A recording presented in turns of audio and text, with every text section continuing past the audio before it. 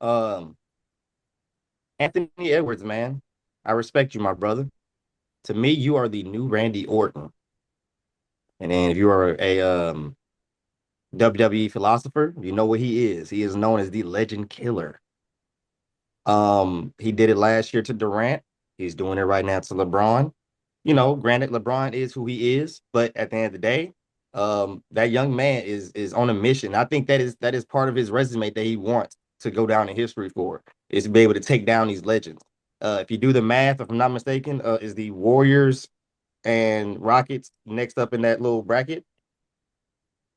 Because if so, I think we have another quote unquote victim. And it's funny how they kind of playing that around his commercials and everything.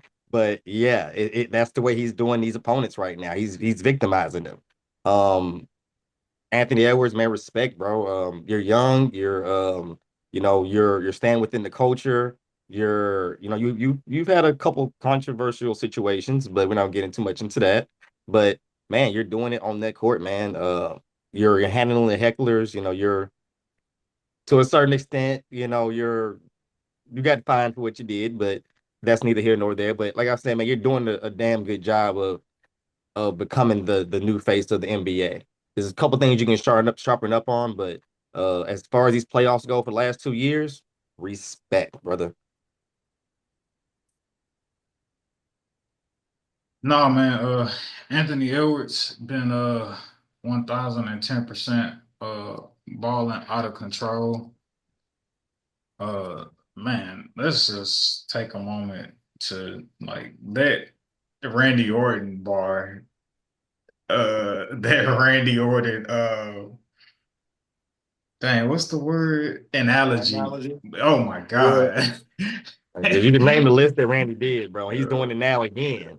He's about to Bruh. try to take down the most title holding heavyweight champion of the world. He's about to that's legendary. So no He no got Candace. Uh going back to your point, like he didn't got Jokic. He's on the verge of getting Braun. He's already gotten KD. Like who's gonna fill their fourth pillar for the Mount Rushmore for Anthony Edwards for his like legend killer shrine, if you will. Steph Curry looks like he's up for up on deck, man. Shout out to the Rockets to keep fighting and to hopefully they didn't get eliminated. But the way it's looking, Steph may be up next and he's fearless. Anthony Edwards, he's totally freaking fearless, man. Um, I will say, just like Randy Orton, the legends he has played have kind of were towards the end of their careers, but who cares? I'm gonna take that. I'm gonna take the keys from you, dog. I'm not gonna let you hand it over to me. I'm snatching them out your hand, brother. Yeah. So Yeah, Anthony Edwards in this playoff series of the first round versus the Lakers, averaging 29 points, 7 rebounds, and 5 assists. He's absolutely killing it, shooting 45% from the field and shooting 43% from three. named, and they have some prime defenders on the team, on that Laker team. They have a few. They have Vanderbilt. They have, of course, LeBron James, and I guess you can give a half a credit to Austin Reeves. That should not be happening at least on a consistent basis towards that lineup of defenders. And then you have a little bit of a runty Gabe Vincent. So I feel like they have enough tools to be able to slow him down, but it has not happened. Yeah, man. Well, I'll give the stat now. I had a handful of stats that I had for our intriguing stats segment, but I'll give this one out now. Um, so as we're talking about the Los Angeles Lakers, we're talking about them being 3-1. I know coming into this series, I gave Anthony Edwards, I felt he was worthy of a gentleman's sweep, but obviously I said that in the sense of him being beat 4-1, but he's now twisted those words around to be like, I got your gentleman's sweep, all right.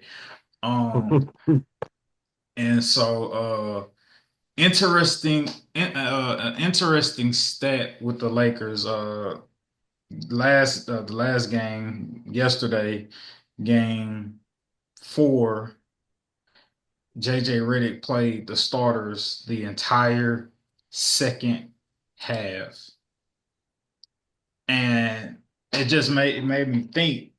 I was just like, well, that's certainly not a recipe for a championship team. And I must admit,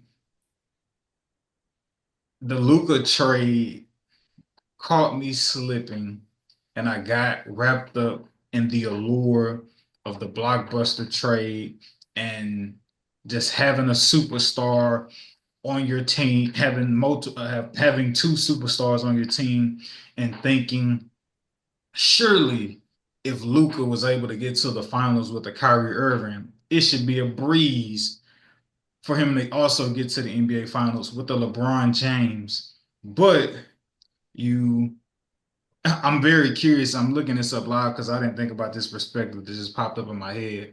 But as it relates to the Lakers, JJ Redick playing all of the starters, the Lakers bench is ranked second worst for points per game. Their bench is averaging 26 points per game this season.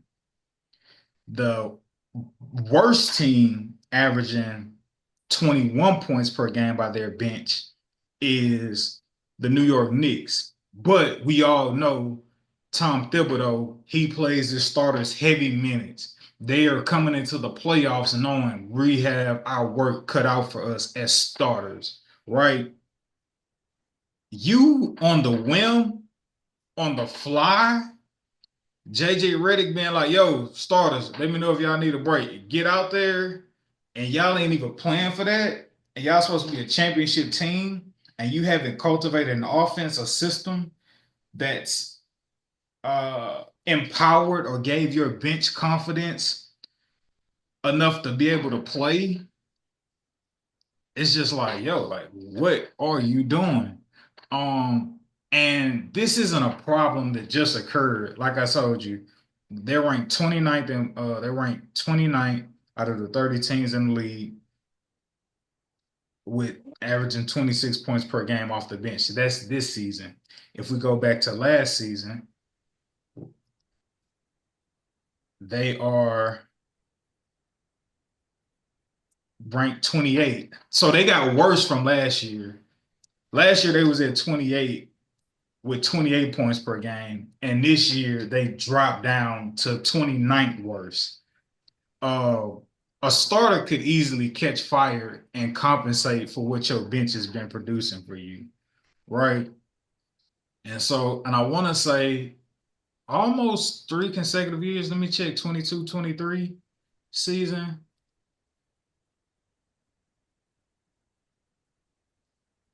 Okay, no. So just for these past 2 years, the Lakers bench has been horrific. 2023 season, they were ranked 28th worst, and this current season, they're now ranked they're now ranked the 29th worst.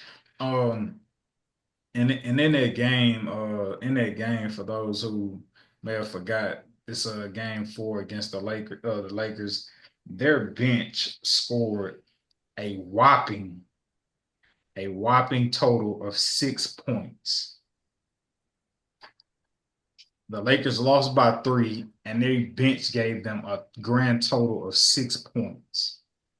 Um, Absolutely absurd. Absolutely absurd.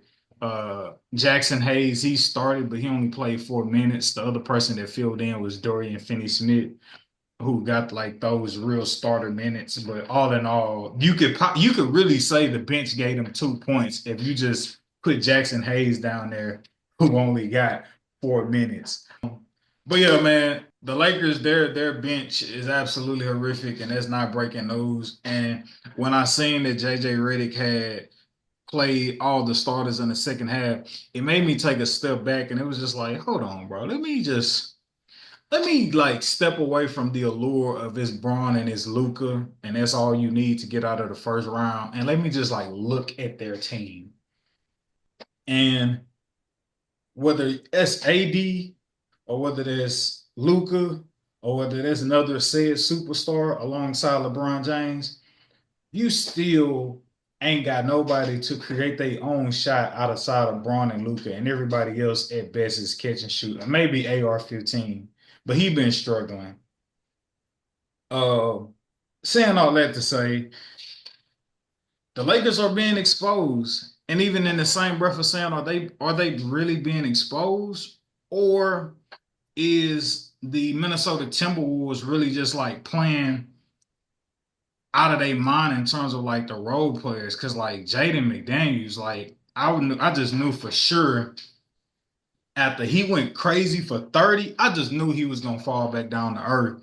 And he still gave you 16. Jaden Daniels, I would say, probably is the unsung hero of this game of this series, as he's giving you 25, 30, and 15. Jaden Daniels averaged 12 during the regular season, and excuse me, Jaden Daniels averaged 12 during the regular season, and right now in this first round matchup, the dude is averaging 19.